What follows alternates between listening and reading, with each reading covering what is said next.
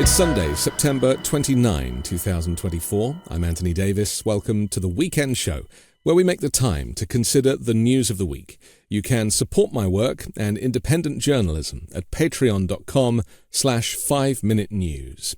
We're continuing our series in conversation with the forensic and social psychiatrist and world expert on violence, Dr. Bandy Lee. Welcome back to the Weekend Show. Hello.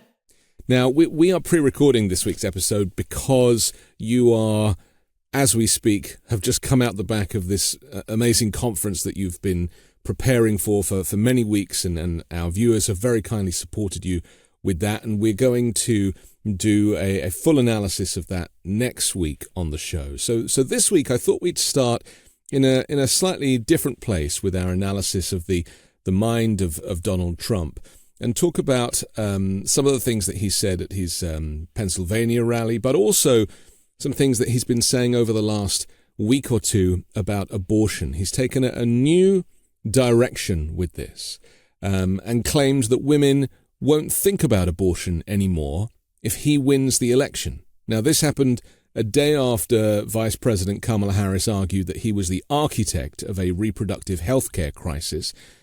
The comments underscored Trump's anxiety, you might say, over the issue of abortion, as he's kind of been flip-flopping and can't really give a straight answer. But he has also, in other interviews, taken full credit and responsibility for overturning Roe versus Wade. So let's look at this line that women won't think about abortion anymore if he wins the election. Where do we start with something as crazy as this? Well, he's trying to conjure up a fantasy world because he, being untethered from reality, he can promise anything and conjure up any kind of non-reality in order to garner support. That's his purpose, to be able to gather the kinds of adulation, adoration, and support for the presidency that he's been longing for. There is no amount of support that will ever be enough to fulfill his famished sense of self, and so he will say anything and promote any policy. We know that in the 1980s, he was pro-abortion, and he was also a Democrat. Now he is, as you said, responsible for the most draconian abortion laws there have ever been, anti-abortion laws.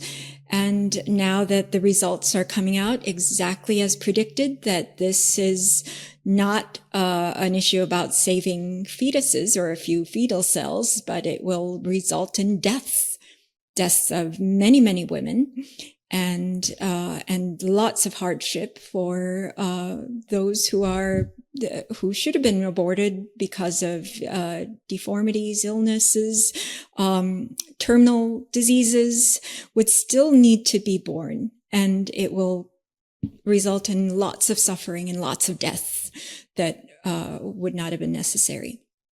And so now that this information is coming out through the ProPublica investigative reporting and has become widely discussed, he all of a sudden is trying to eliminate abortion altogether from possibility. Of course, that's not a reality.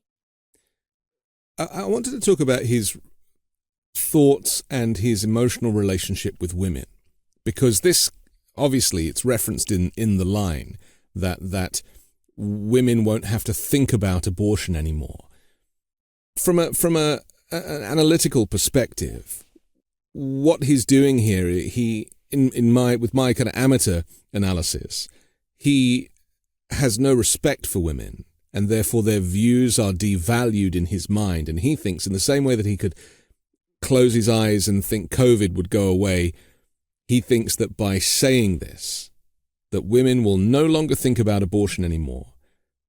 He has such a great sense of self and such a minute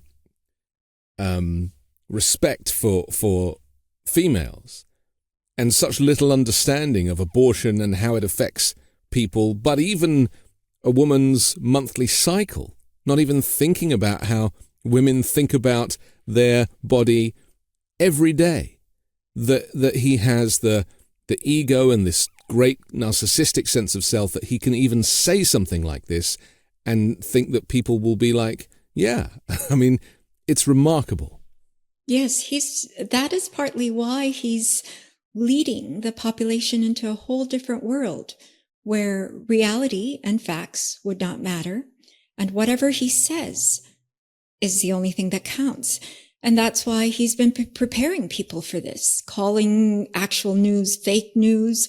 Don't listen to what other people say. Don't trust your own eyes and your ears, but simply listen to me. That is his emotional need, not the need of the people. But he has, through exposure, through many years and lots of forums, he has spread his symptoms, as I have warned all along, that prolonged exposure while he's holding an influential office would result in the spread of symptoms, which I've been calling Trump contagion. And that is being manifested here in that how is this completely untethered person from reality able to run for the presidency and have any viability, let alone be neck and neck with his opponent. And this is exactly why we have been calling this a mental health crisis from the start, that it was a public health emergency. And that now that the symptoms have spread, we are in an acutely dangerous and difficult situation. So what you're saying is that because we've been listening to this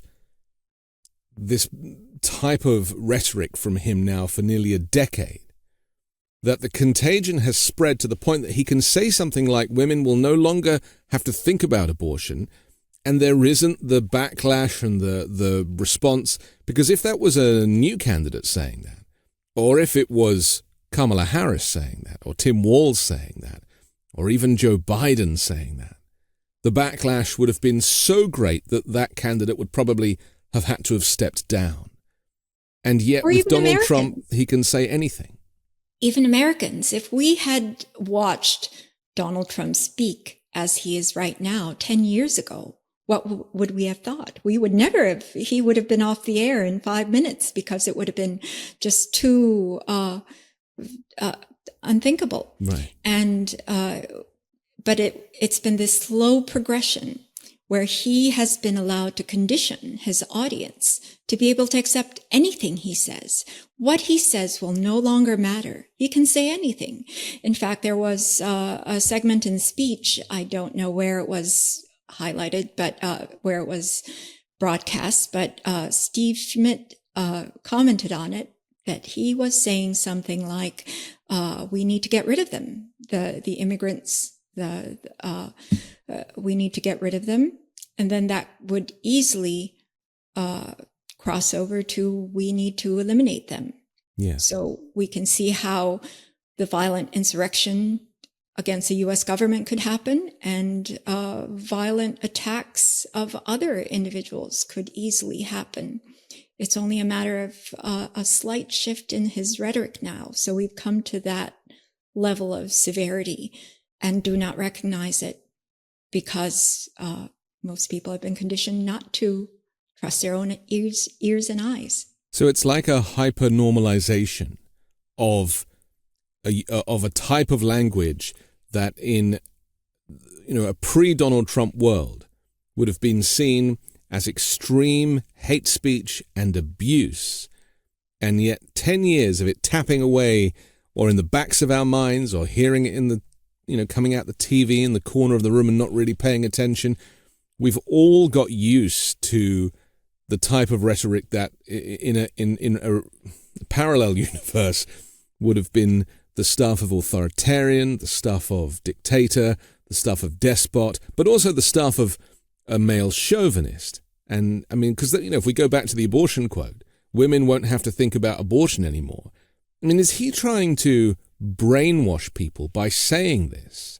Because I feel, we know about him repeating lines in the kind of Hitler style, said enough times, and eventually people will think that it's real or think that it's true. But saying, women, you won't have to think about abortion anymore, and he did repeat that in his speech. Is he somehow trying to get to that point where he is using some kind of neuro-linguistic programming to actually have people think that that should be their normal state? I don't think you'll even need to go into neuro-linguistic programming. Any kind of playbook, even of authoritarians, come out of his natural psychological defenses. So what you were speaking of is actually psychological abuse. He is committing psychological abuse at massive scale, telling people that what they are experiencing is not real. Whatever he says is the only reality. And even as they are being hurt, they're suffering and dying, he is telling them all that is untrue because I do not wish it to be so.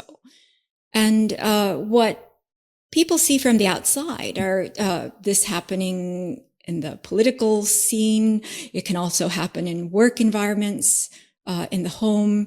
But what mental health professionals see is the same pattern of psychological aggression, abuse, and violence happening in different settings, but the psychological principles are the same. And because it's coming from such a severe state of pathology, it's the abuse and violence that overrides everything, regardless of the setting where it's occurring. It's no different in the political scene as it is in the domestic setting. It is the same phenomenon, and the management and treatment of it is the same. You have to stop these individuals or they will grow more and more dangerous and uncontainable. And so women who have been or who are victims of domestic abuse and domestic violence will recognize this pattern of language, especially when it comes to the you don't have to think about abortion anymore. Yes, because absolutely. That is effectively saying you are not a person anymore. Exactly, that your experiences do not count. In fact, it was domestic violence survivors and survivors of abuse who have first recognized Donald Trump for who he was. And that's why I was inundated with phone calls, messages, the morning after his election, because I'm a violence expert, including domestic violence. The thing about these subjects is that they don't get enough airtime, and that you must find this, and it frustrates me all the time. But the level of critical thinking and public discourse in America when it comes to the political discourse here, it's very base level. There's very little interest in the depths and understanding the human behavior. And we talked last week about, climate change. It's not even something that people seem to be discussing here. It's like it's too apocalyptic a conversation for people to have, and the media are very much at fault with that too. But it seems that things like domestic violence are not conversations that we hear, and therefore people are not necessarily tuned to recognizing an individual, especially a man in this case, who is a violent individual and is using the language of a perpetrator. Yes. We need experts to wave the flag. Yes, absolutely. Our lack of awareness is why it has become so prevalent and so pervasive in almost all our workplaces and institutions. There are almost no places where it does not exist. And we know just how much it can weigh down on human relationships, on work productivity, economic productivity, and even our well-being as a country. And so when we're seeing more mass shootings than there are days in the year, when we see more and more deaths of despair, overdose of substances, and the opioid crisis. All of this is occurring because we are not facing the problem. If we were actually facing the problem and taking steps to resolve it, then we would feel much less helpless. In fact, there's a great deal of hope and encouragement that comes from simply taking steps that will improve things, but we're spending all that energy into denying the problems. That's what's happening with the climate crisis. You've made comparisons with Europe, and I felt that as well. In the early 2000s, whenever I would go to Europe, I went there often. I worked for the French Ministry of Justice and the World Health Organization in Geneva. And whenever I would go there, it would just seem like just fresh air and just the openness to actually addressing the problem instead of trying to control the discourse because you cannot speak about certain issues. And that's how we have dealt with apocalyptic problems. The problems have become apocalyptic because of our refusal to deal with them when they were at manageable levels. That includes Donald Trump's mental impairments. There was a time when the public was quite open to hearing the information and were eager to hear the information. Unfortunately, profit and advantage lay on the side of denial, and the American Psychiatric Association, contrary to its obligation to society and its professional ethical role, served to shut down any discourse that would have served as a means of discussing, understanding, and resolving the problem. But I should say, because it's something that's always interested me about the American Psychiatric Association. I think you said before that there's only really 6% of people who work as clinicians are actually members of this association. But because it's called an association, and because it has a fancy letterhead, because of the lack of foresight, I don't know, the failure to actually investigate at any level, that's why the TV industry, the media, and some people were like, oh yeah, if they say that you can't talk about this, then it must be true. And to me, that is a real issue with America as a whole. And it's the reason why Donald Trump is allowed to run as president again. Because there is like a fear of authority. And an association, a psychiatric association, represents a level of authority just by nature of its name.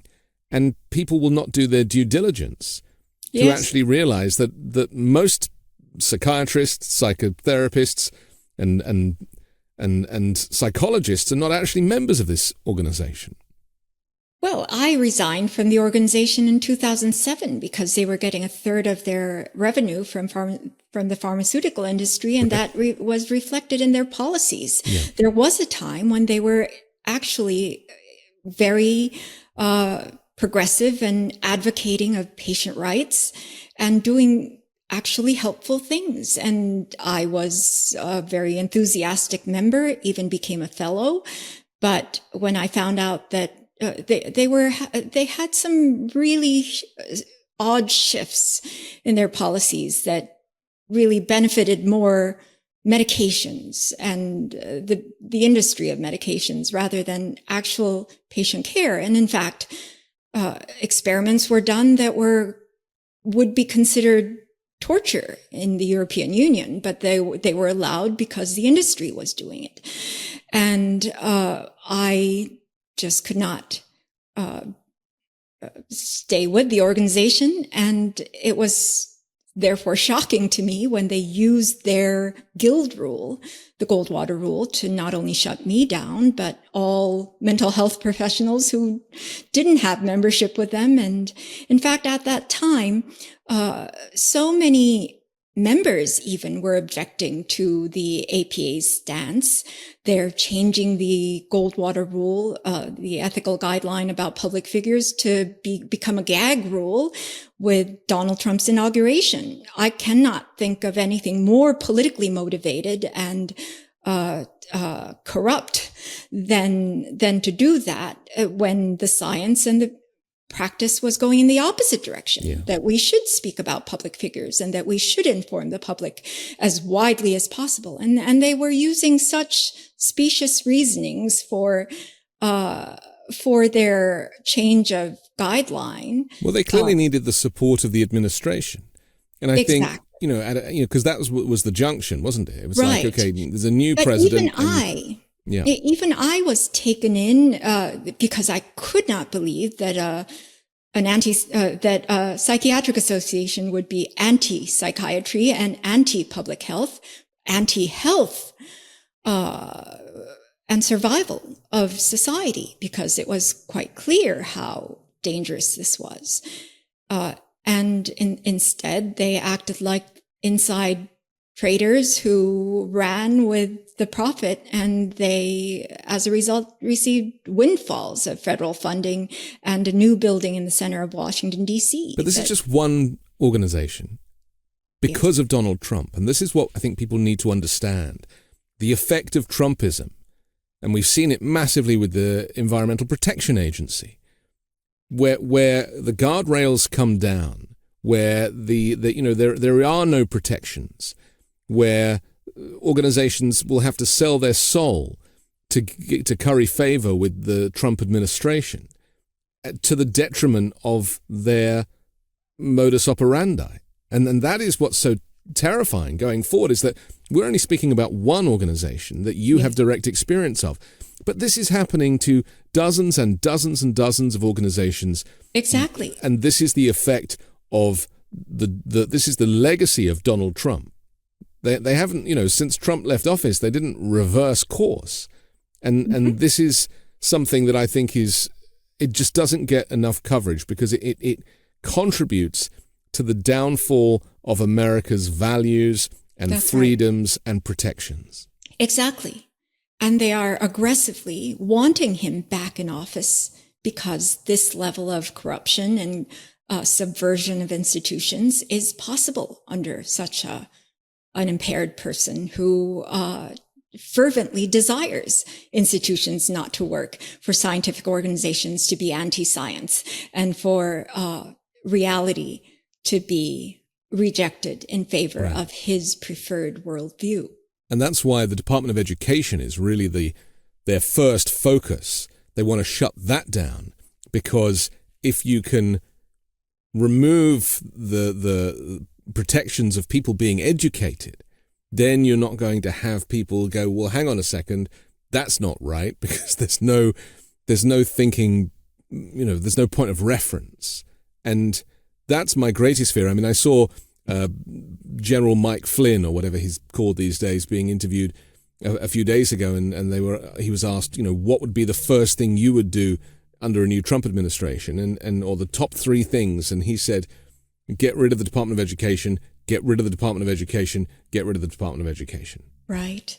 And you can see from the listeners of your show just how important education is and how much they benefit from education. I get messages all the time now of gratitude for your allowing this level of education on mental health issues, and why it was so important for mental health experts, how we felt that education was critical to the public being empowered, being informed, becoming capable of protecting itself, and instituting, pressuring for policies that will actually improve public health, not damage it the way it has done.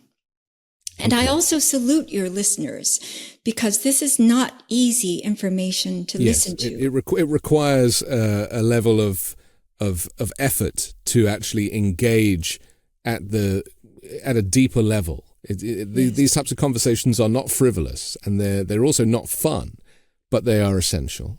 And it's scary. It's frightening to learn the incredible, as you said, it's truly an apocalyptic problem now because the way it has been allowed to go on, and humanity's survival is at stake, depending on how the election goes. And it's at a precarious place anyway, but with Donald Trump thrown into the mix, it will become vastly more dangerous and unpredictable. And so it's a very frightening topic to consider and discuss. But I would again like to emphasize that it's the fear actually quickly dissipates once we recognize and understand what is happening. And the deeper the understanding, the greater the solutions arise. More solutions become accessible and possible to visualize and implement. And so that's why, as experts, we know how severe the situation is with Donald Trump, but we also know there are solutions. We're eager to share them. And that's why we have so desired to educate the public. The Congress members who met with us encouraged us to educate the public. They said that if we educated the public medically, they would be able to intervene politically. That recommendation surprised me at the time, but now I can see without the education, without the politically neutral, that is, medical neutrality has nothing to do with politics or it just doesn't enter into the equation. It's purely based on science, facts, and natural phenomena. And without that discourse, everything becomes partisan and everything politically manipulable.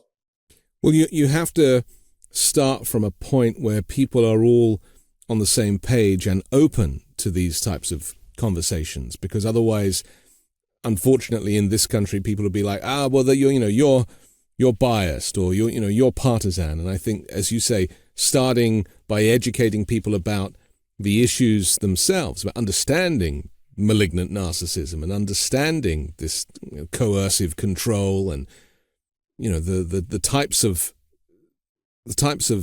things that Donald Trump himself is accused of but clearly presents will make it much easier to then go to the politicians and have them run with it. And politics was meant to intervene to reality, not just be existing for their own sake and their own power, and also instrumentalizing the public to their own ends, which is what Donald Trump is now doing, and also largely the Trumplican party, as some call it. Okay, we have to take a quick break, but I want to come back and talk about not just his language on abortion, but how he has managed to infiltrate the evangelical movement and how we should interpret that. We'll do that next here on The Weekend Show. Did Rocket Money find any subscriptions you forgot about?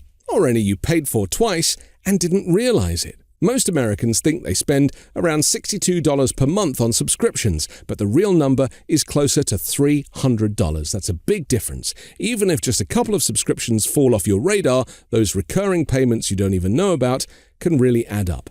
Rocket Money is a personal finance app that helps find and cancel your unwanted subscriptions, monitors your spending, and helps lower your bills so you can grow your savings. Rocket Money's dashboard gives you a clear view of your expenses across all of your accounts. Easily create a personalized budget with custom categories to help keep your spending on track. Rocket Money has over 5 million users and has saved a total of $500 million in cancelled subscriptions, saving members up to $740 a year when using all the app's features.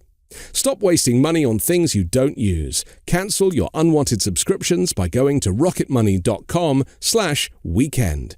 That's rocketmoney.com/weekend. rocketmoney.com/weekend. Fall can be a stressful season, and stress leads to feeling drained And to maintain your energy levels and a heart-healthy routine, it's best to avoid relying on stimulants. Well, SuperBeets Heart Chews offer a convenient, delicious, plant-based way to support healthy blood pressure and circulation. Enjoy a heart-healthy boost without the jitters. Paired with a healthy lifestyle, the unique antioxidant compound in SuperBeets is clinically shown to be nearly 2 times more effective at promoting normal blood pressure than a healthy lifestyle alone. With a young family, I'm keen to support my heart, and SuperBeets Health Chews enables me to do that. Heart-healthy energy without the crash. Support healthy circulation from a plant-based chew without stimulants or artificial sweeteners or colors. Effective and clinically studied, more doctors, pharmacists, and cardiologists recommend SuperBeets for heart health support than any other beet brand.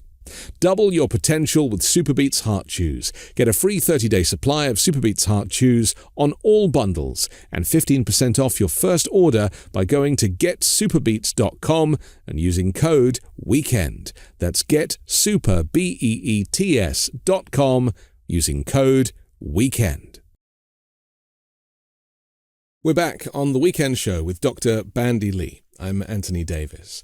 So Donald Trump needed back in 2016 the evangelical vote in order to win the election, and also the help of Vladimir Putin and the Kremlin, as we now discover. But he himself is not a person of faith. So he has had to fake his religious interest in order to convince people that he is worthy of their vote.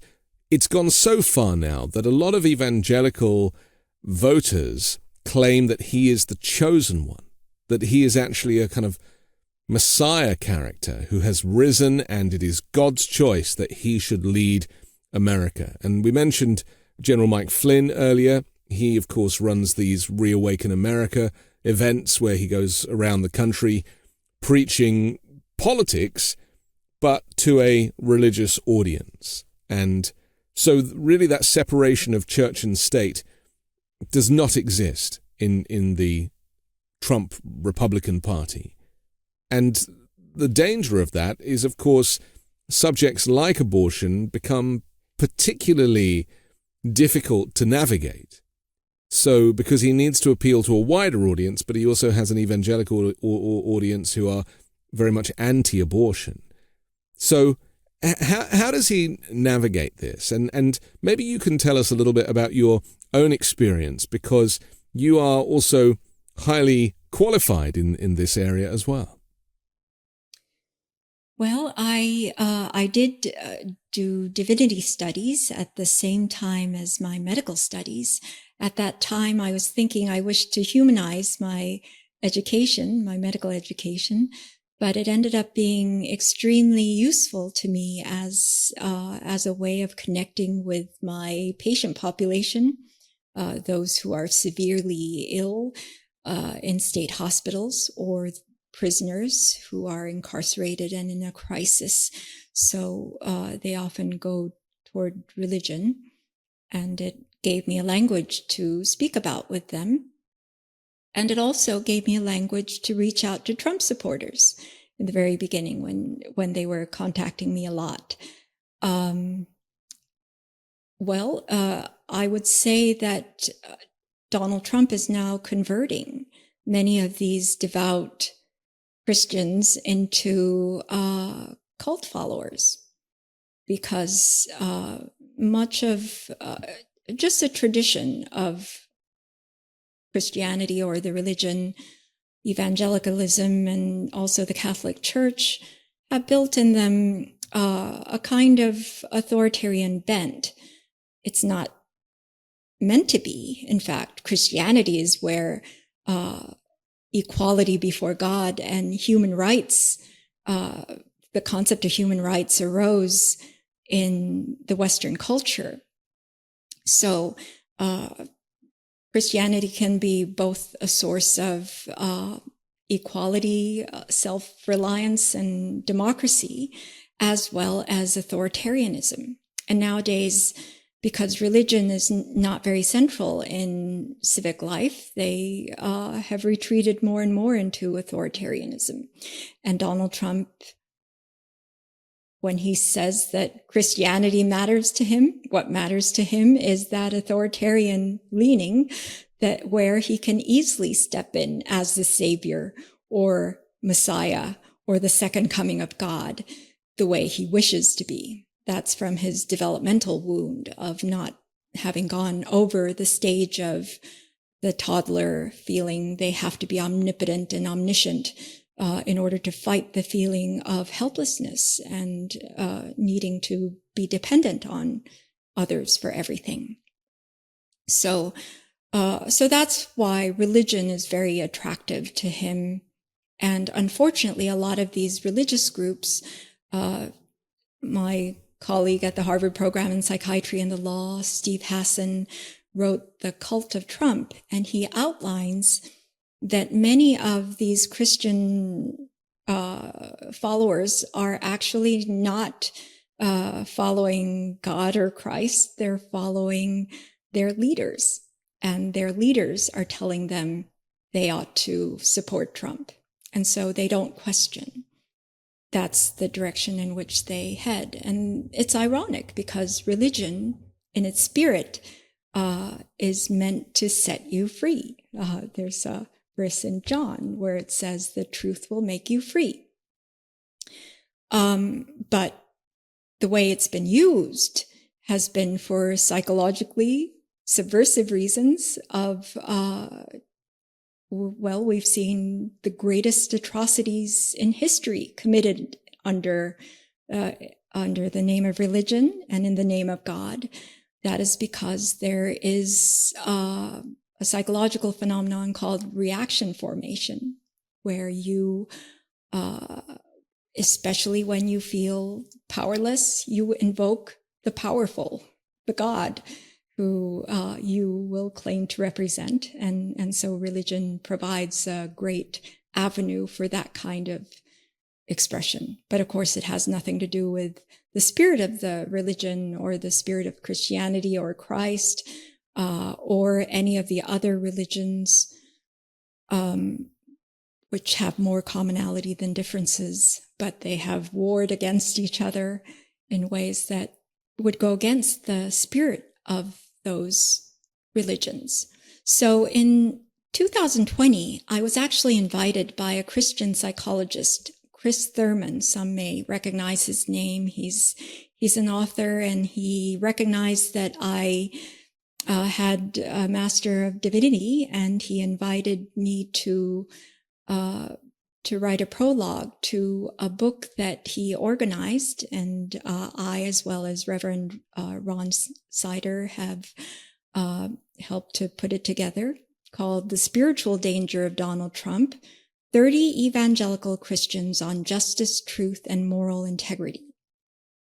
So that was a book meant to convince evangelicals and other Christians that this was in no way a Christian presidential candidate. And he continues to be dismayed that his fellow Christians will not see the man for who he is. I think it's important that we clarify the difference between Christianity in its moderate form and Christian nationalism in its extreme form, because most regular Christians who have not been brainwashed into the evangelical cult of Donald Trump, they really recognize that Trump is a clear and present danger and has hijacked the religion despite having no faith of his own. And so it's important for us to say that Christian nationalism is the danger, where you take the religion and you really abuse its teachings. I mean, there's nothing in the Bible about abortion, and yet the Christian nationalist movement has really hijacked that subject and said it is God's will. And yet there really is no connection. It's coming out more and more. It has nothing to do with abortion. It has to do with control. It has to do with control of women and subjugation and also femicide, which is what anti-abortion is turning out to be. And yes, you're absolutely right. Christian nationalism has nothing to do with Christianity. It also has nothing to do with patriotism. It is about power and control, the psychological abuse we were speaking of, the violence and aggression that are committed in whatever form would manifest in the same way with the same dynamics and the same need to contain. We're at a bit of a crisis point with this, though, aren't we? Because, part of their plan, and when I say there, I often think of Steve Bannon in the early days of the Trump presidency, talking about, how you confuse people by flooding the market with misinformation, causing chaos, I think he described it as. And so people don't really know what to think. And so that's why there has become, there has been a kind of complex mix of understanding of, Donald Trump taking Christianity as his, hugging the flag and connecting that to being a good Christian. And yet these things, as you just said, are completely separate. But it's the merging and it's the miscommunication and it's the blurring of lines that I think has made this so hard to understand. And in fact, recently we've seen in Texas people driving their trucks with these American flags with the words Harris Walls, turning this visual of patriotism and Christianity on its head. And so the MAGA Republicans, they hijacked our flag, they hijacked our God. And it's like, no, these things are not exclusive to Donald Trump and his evangelical Christian nationalist voters. This is America and religion, freedom of religion for everybody. Yes. We have to reclaim these meanings and these concepts because, they will inhabit, pervert, and parasitically take over any positive concepts that we have, because that's how that's what they use to infiltrate society and assert positive image of themselves when in fact they intend to do the opposite. How is a treasonous insurrectionist a person, a patriot, and someone who is running for a top position in government? We have to reground ourselves in reality, and that takes a certain degree of courage, effort, and practice of mental hygiene so that we can take care of our own mental health so that we don't get carried into this dystopian, malignant reality. There's an area within Catholicism and religion that I don't quite understand because I'm not a person of faith, where, and maybe you can tell me if this kind of helps the kind of MAGA Republican movement, but also people who have abused Christianity to do bad. And that is one of repentance. The idea that, you can go and seek confession or you can repent for your sins, and that makes everything okay. Because not all religions offer that service. And yet this one does. And it seems to give license to people to do bad, but then to make it right with God. Well, it could be used either way. It used to be, it's the precursor of psychotherapy, actually. You would go to confession and you would speak about the most hidden, difficult things you have done, because once you confess and once you admit to it, you would be forgiven. So it could be seen as a way of self-reflection, self-awareness, and because you would be embarrassed to go to the priest every week to confess the same thing. You may change your behavior. But it could be, you're right, it could be interpreted another way, where all you need to do is repent, so you can repeatedly commit the same sin and make the same errors. Well, we see Donald Trump continually doing things that would be considered anti-Christian, if not antichrist. The definition of an antichrist in the Bible is one who lies. And here's someone who lies now every word that he speaks. So, yes, it can go either way. And as I said, there's nothing so subverted and weaponized as religion, and as well as nothing could be as redemptive for a lot of people. I saw an interview, I'm not sure from when it was, but Donald Trump was asked if he would repent for anything, or if he felt that there was anything that he'd done in his career or as president that, he would want to do over, and his answer was no. He couldn't bring himself to think of anything that he might have done that he could seek repentance for. And to me, that proved that he is not a person of faith at all. But secondly, it also spoke to the psychological, to the narcissist, and to the ego. What's your making of that? Yes, that's right. He invokes God and Christianity only to support and buttress himself. He obviously has never read the Bible. When he was asked what his favorite passage was, he just said lots of verses. And then when he Testament, was reading, New or Old, and he said both. And then he said right. he called the Bible his second favorite book after The Art of the Deal. I mean, all of this stuff is pretty blasphemous, isn't it? And he quotes 2 Corinthians and then holds the Bible upside down when he did that photo up in the at the lawn before the church.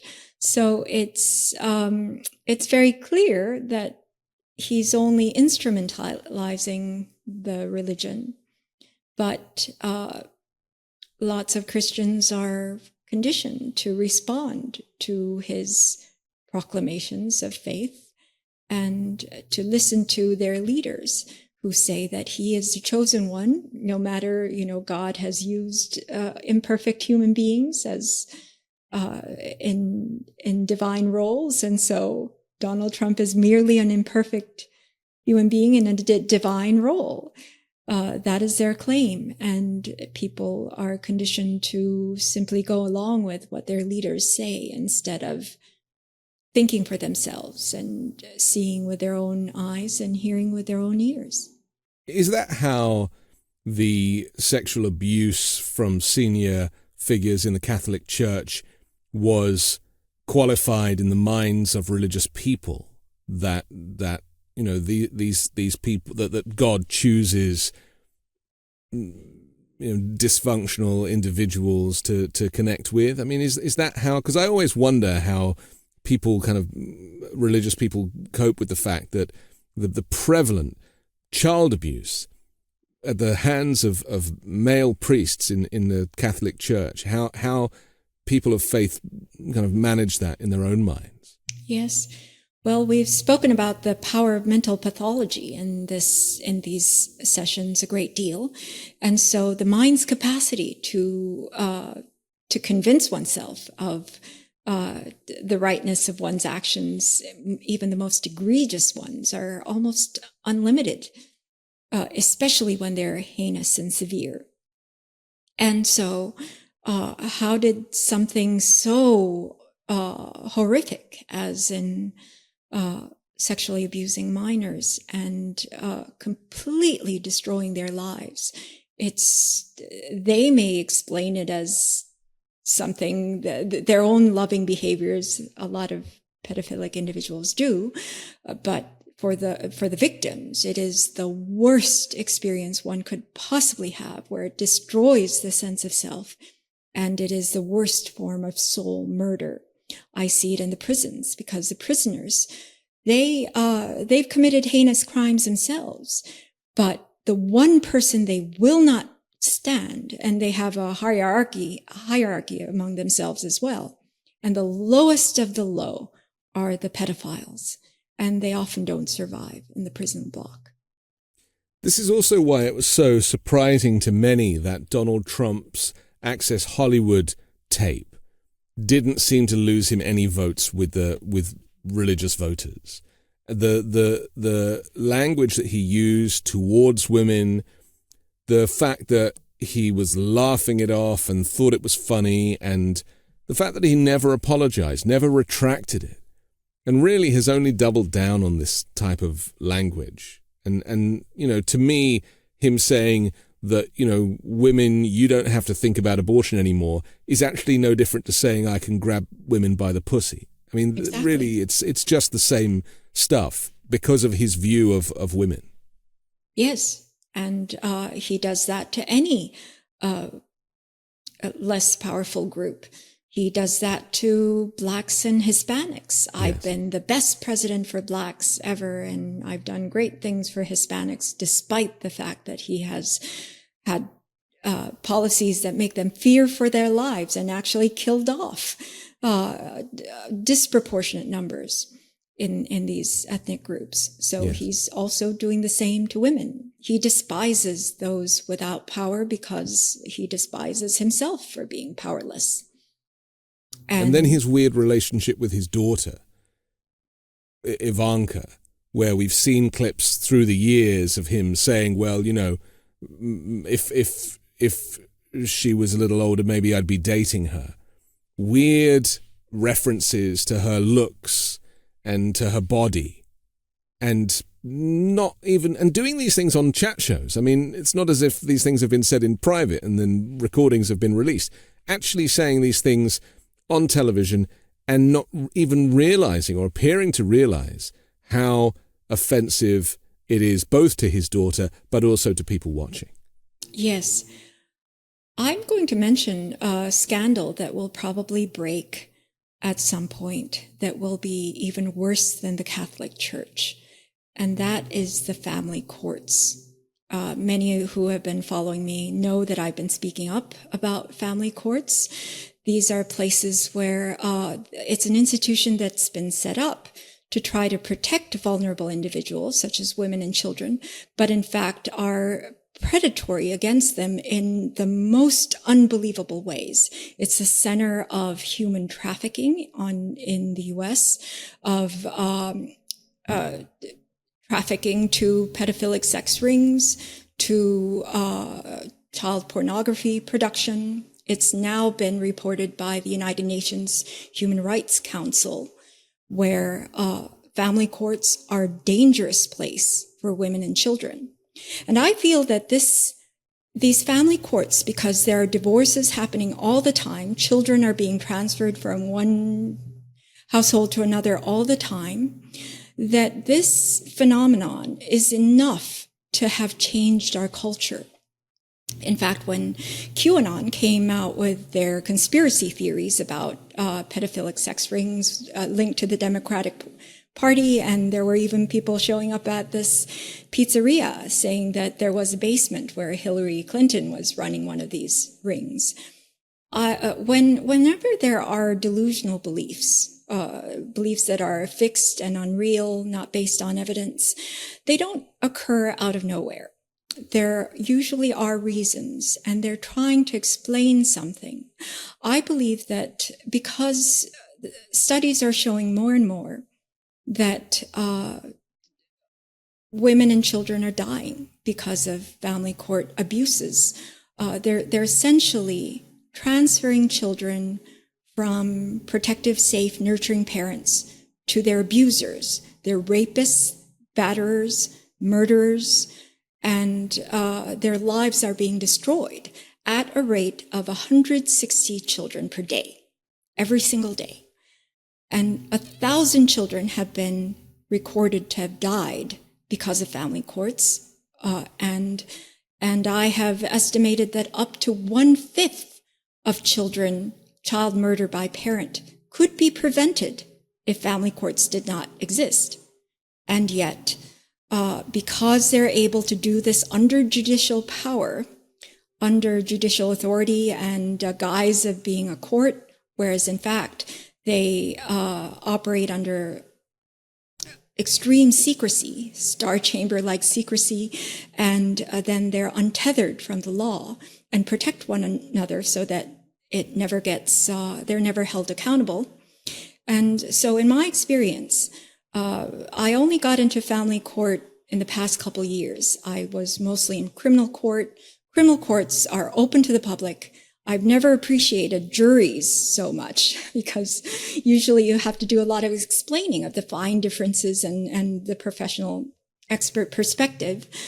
But now I see that they are the watchdogs of the courts because family courts do not have juries and nobody has access to them. In fact, you can be incarcerated simply for stating anything that happened in your own case, or even what they do to witnesses, to good parents who lost their children, is absolutely atrocious. And young, good mothers, especially, are dying. They're simply dropping dead without any prior heart condition because their children are being transferred to their rapists, batterers, and murderers.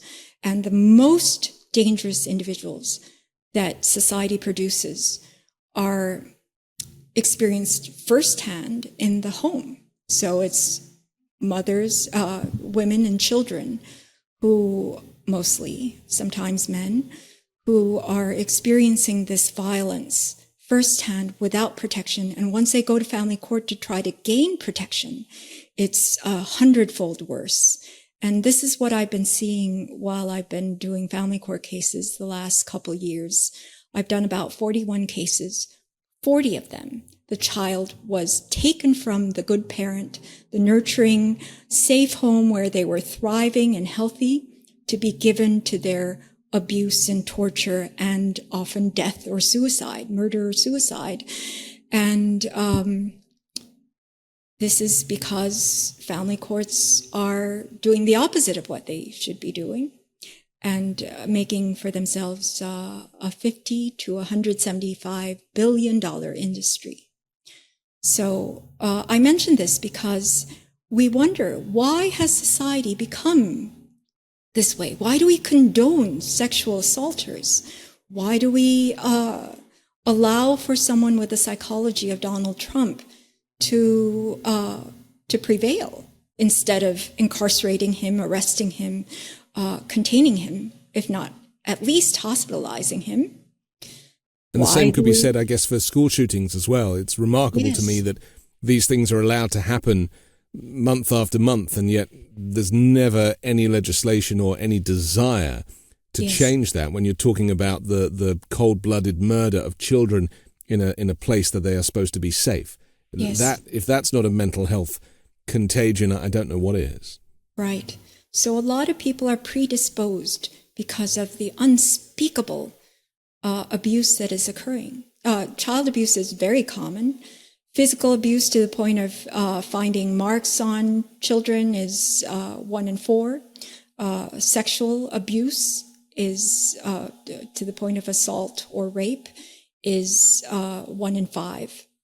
And we're just mass producing abusers and violent offenders by transferring healthy, good children from good parents to their lifelong sexual slavery, torture that's worse than a life sentence, because these individuals will be beset with physical and psychological problems for life, and their life expectancy is shortened by decades because they die by suicide, murder, they get involved, become violent, they overdose on substances, and also have much higher rates of heart disease, diabetes, or cancer. Okay. It's a very difficult subject, but again, it's one that never gets any coverage because it's as if it just, it doesn't sell, right? It's not going to, these types of conversations are not going to profit corporate media. And so invariably there isn't enough coverage. We have to take another break, but I want to come back and look at Donald Trump's Pennsylvania rally and analyze some of the language from just a few days ago. We'll do that next here on The Weekend Show. I've always found it difficult to find clothes that I like to wear. And when I find one thing that works, I just buy loads of them and just wear the same thing all the time. Well, men's closets were due for a radical reinvention, and Rhone stepped up to the challenge. Rhone's commuter collection is the most comfortable, breathable, and flexible set of products known to man. And here's why. Rhone helps you get ready for any occasion. The commuter collection offers the world's most comfortable pants, dress shirts, zips, and polos. You'll never have to worry about what to wear when you've got the Rhone commuter collection. The comfortable four-way stretch fabric provides breathability and flexibility that leaves you free to enjoy what life throws your way, from your commute to work or your 18 holes of golf. It's time to feel confident without the hassle. With Rhone's wrinkle release technology, wrinkles disappear as you stretch and wear the products. It's that easy. And with Gold Fusion anti-odor technology, you'll be smelling fresh and clean all day long. And on top of that, Rhone is 100% machine washable, so you can ditch the dry cleaner altogether. I personally love a technical fabric, something that is advanced and uses technology to make a more comfortable and more modern outfit. Now, the commuter collection can get you through any workday and straight into whatever comes next.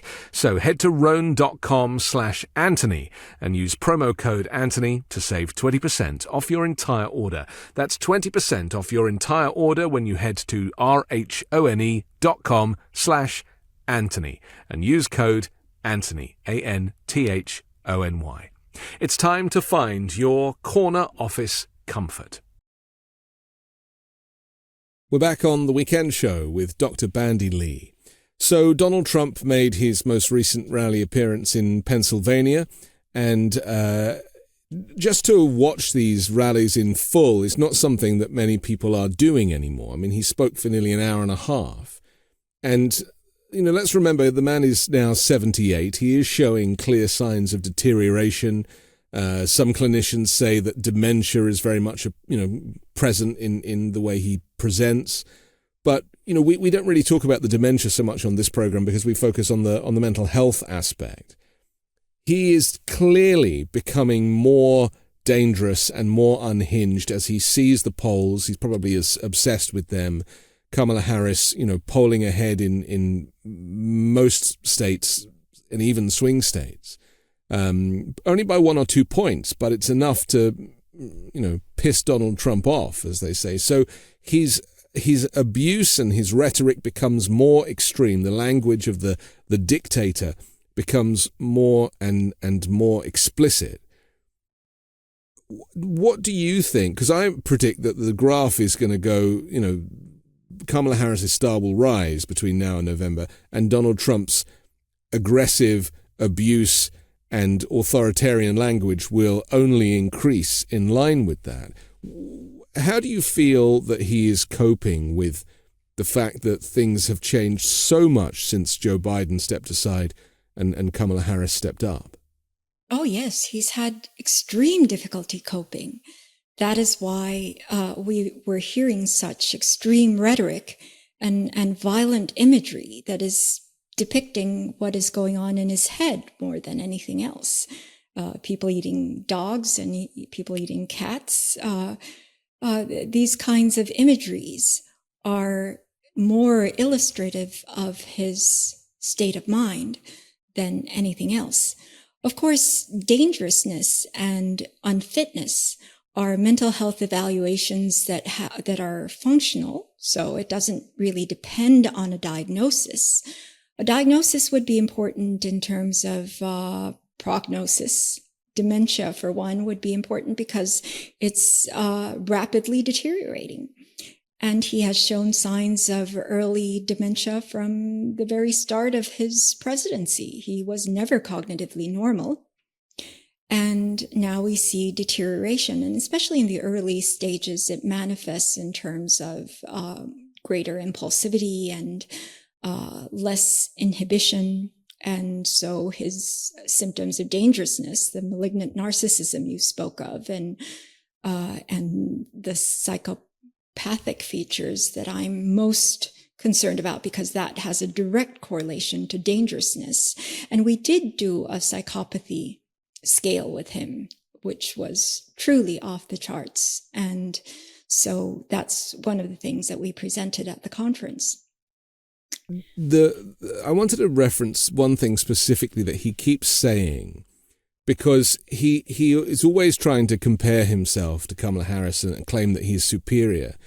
And, you know, he reads his speeches off the glass teleprompters, but then because he comes off the teleprompter sometimes and goes off on a tangent, at that point he will say, "Isn't it nice to have a president who doesn't need a teleprompter to make a speech?" And everybody cheers, despite the fact that there are two teleprompters right there, which he's been reading from throughout the majority of the speech.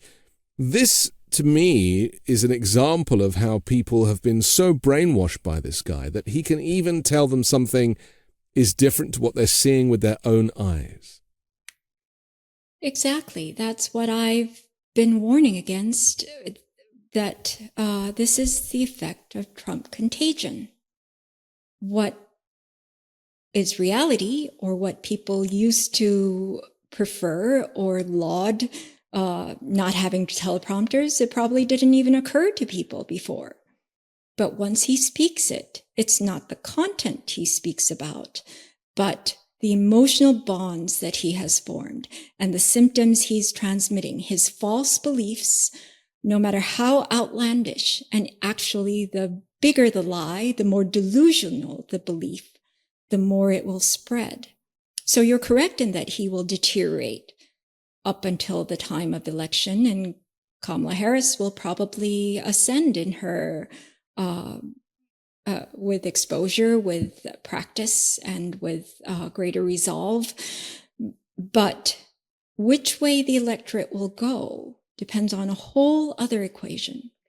And that's Trump contagion, which I explain in my book, The Psychology of Trump Contagion.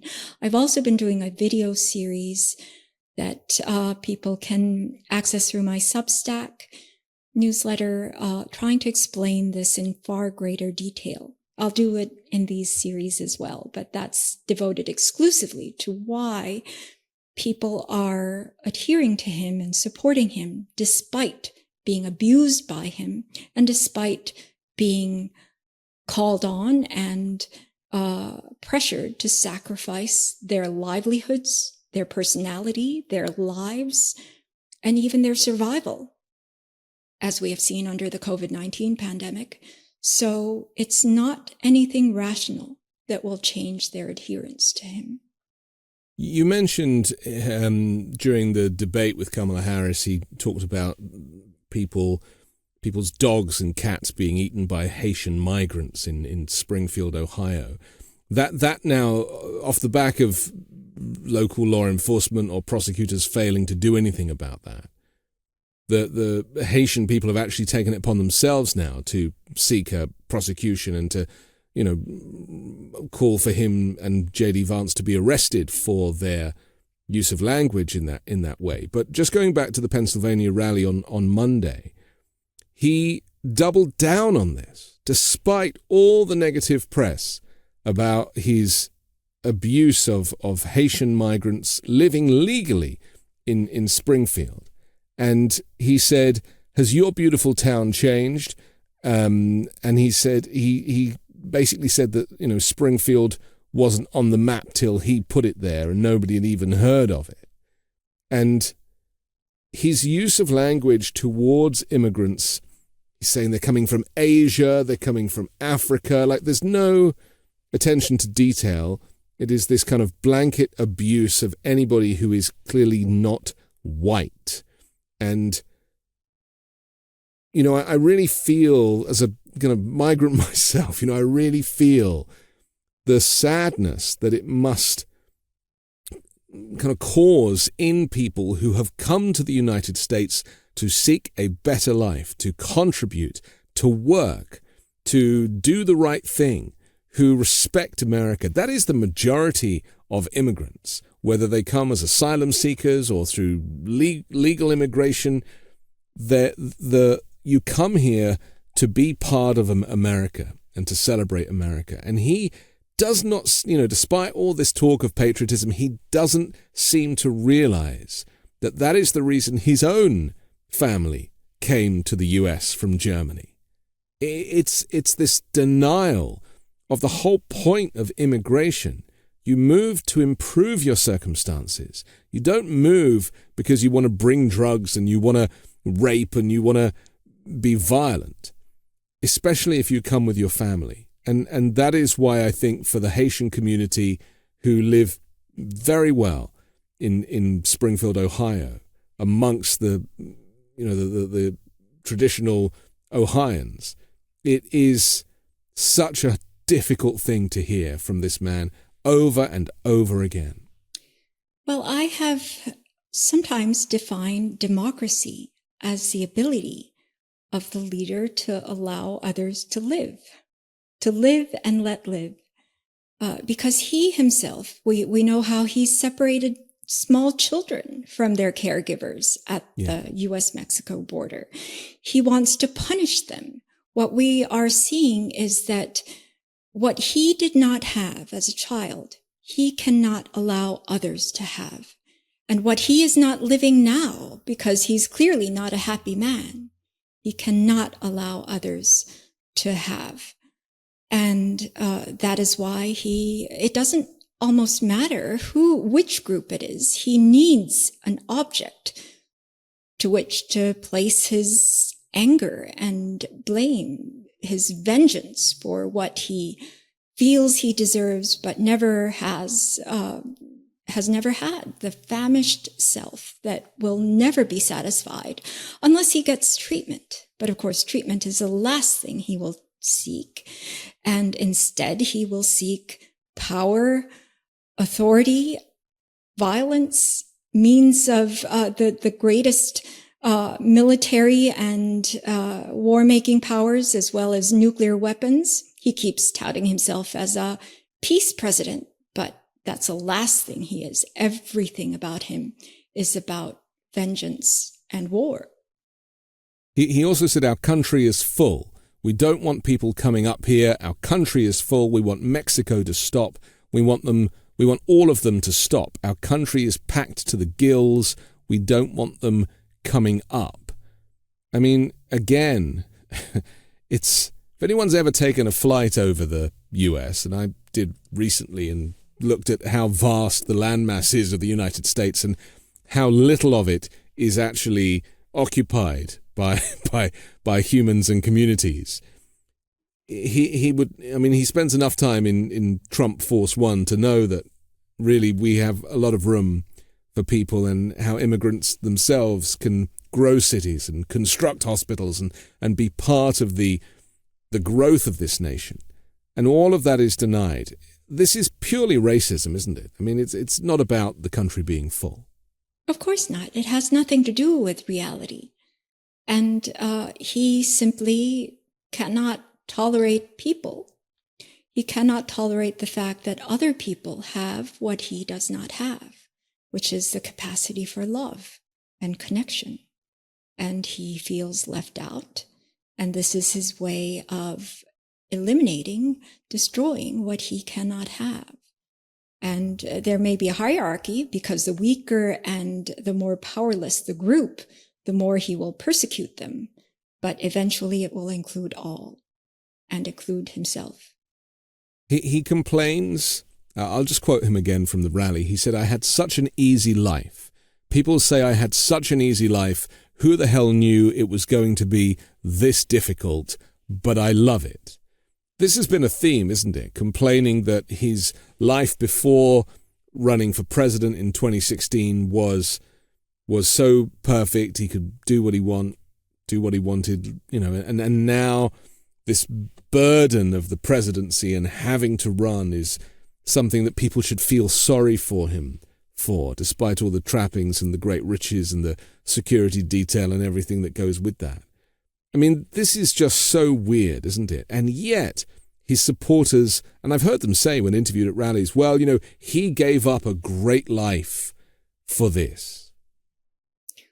Well, that's the image he's trying to project, and he succeeds because he is masterful at shaping his image.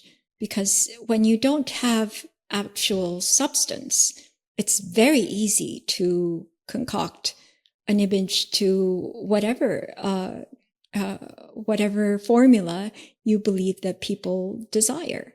And so that's why these individuals are so beguiling. They're called spellbinders.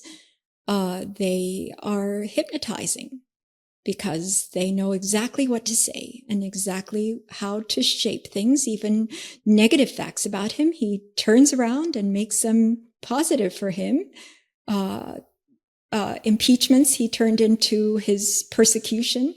The insurrection he turned into a surge of patriotism. Yes, martyrdom. And his extremely aggressive, dangerous candidacy he's framing as saving the nation.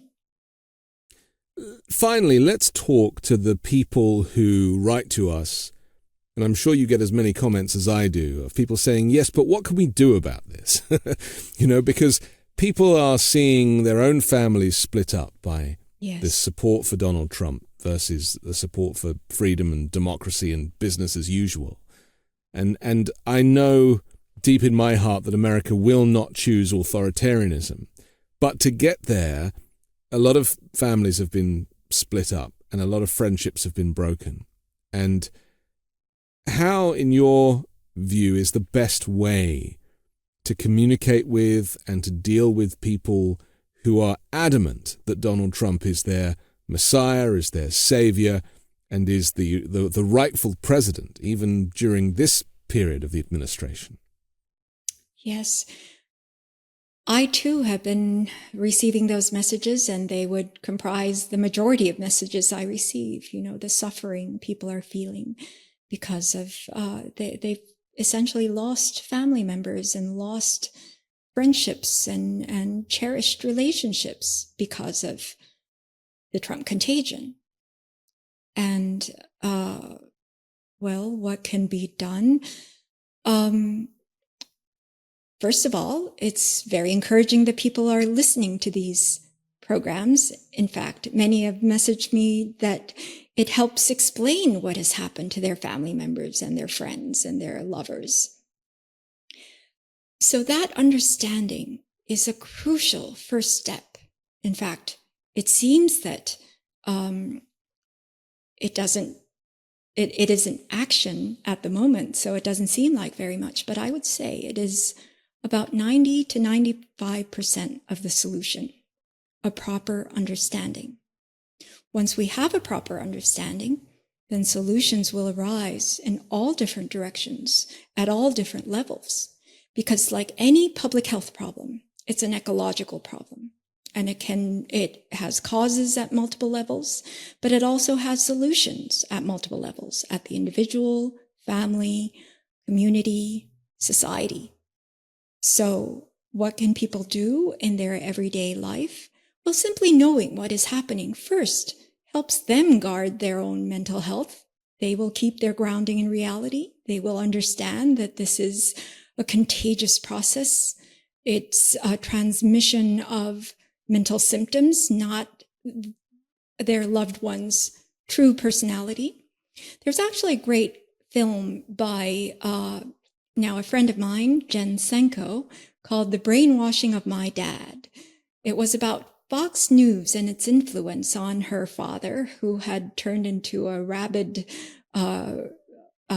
right-wing conspiracy theorist. Well, he commuted, didn't he? And I think it was the Rush Limbaugh radio show that really got him, wasn't it? I think he got a new job out of town, and every day he would drive an hour and a half each way, listening to this far-right extremist rhetoric. And the guy went from being a liberal to being an extreme anti-immigrant, anti-minority individual. A very angry and intolerant person you could no longer relate with, and then that transferred over to Fox News. And when he was ill, and I think they turned off all his devices then he returned to his original personality. And there's a level of regret in the film of how so many years were lost. It is like losing a family member to a cult. In my view, it's losing them to mental symptoms. I've dealt with families where family members have turned schizophrenic or manic depressive. We call it bipolar disorder. And it is extremely taxing, exhausting, and ultimately sometimes impossible for the family members to be able to continue living with that person. It's an extremely painful process. And to think that this is happening all over the country because we have allowed a severely mentally impaired person into a high office for 4 years without intervention, and then allowed him to continue to have exposure, to continue to spread his symptoms. He's going to be motivated, like nothing else, by his symptoms to spread them, to harm the population and to bring it to its destruction. That is the role of mental pathology. And that is why mental pathology is different from just another political ideology, and why it's important for health professionals, specifically mental health professionals, to be involved in curbing the spread. But that has not happened until this time. So hopefully these sessions will inform people. What they can immediately do is simply be aware that this is a contagious process. What's actually good about it is that once the offending agent or the primary individual with the symptoms is removed from exposure, a lot of the symptoms dissipate. People return to their normal state, just like the father in the film. And so turn off the TV, turn off the right-wing radio. Don't give them access to the materials that is doing the brainwashing. Well, if they were taken to the wilderness where they don't have access to electronics or television, then it could probably work individually. But yes, right now it's very difficult because it's nationally, people are obsessed and people are addicted to him because that is what the symptoms have induced them to how they behave based on their exposure. And so giving their family members a place to return to, that they do not have to stay with this individual, giving them, extending a human hand because they're adhering to him because he's told them there's no place else to go, that they're going to be ridiculed, rejected. So countering that and just letting them know that you are there if they chose to return. If they would like to have a relationship outside of politics, they don't have to talk about politics all the time and get back in touch with the human connection that they have. That's how I reached out to Trump supporters in the very beginning.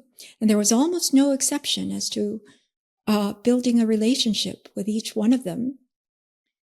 That changed over the course of the Trump presidency as the symptoms grew more severe and the racism more rabid, and their inability to open their own eyes and their own ears to be able to have a direct experience of another human being is what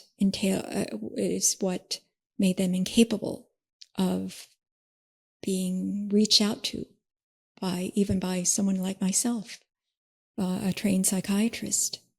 So that human connection will go a long way and maybe their salvation. Okay. It's great advice, and we are very grateful to you for your time and for your expertise. But for now, Dr. Bandy Lee, thanks for joining The Weekend Show. Thank you for having me. I'm Anthony Davis. Don't forget to support me and independent journalism at patreon.com/5 Minute News. You can see more from me on the 5 Minute News YouTube channel. And I'll come back next Sunday with Dr Bandy Lee as we reflect on her conference on the dangerous case of Donald Trump. We'll do that next week here on the 5 Minute News Weekend Show with Midas Touch.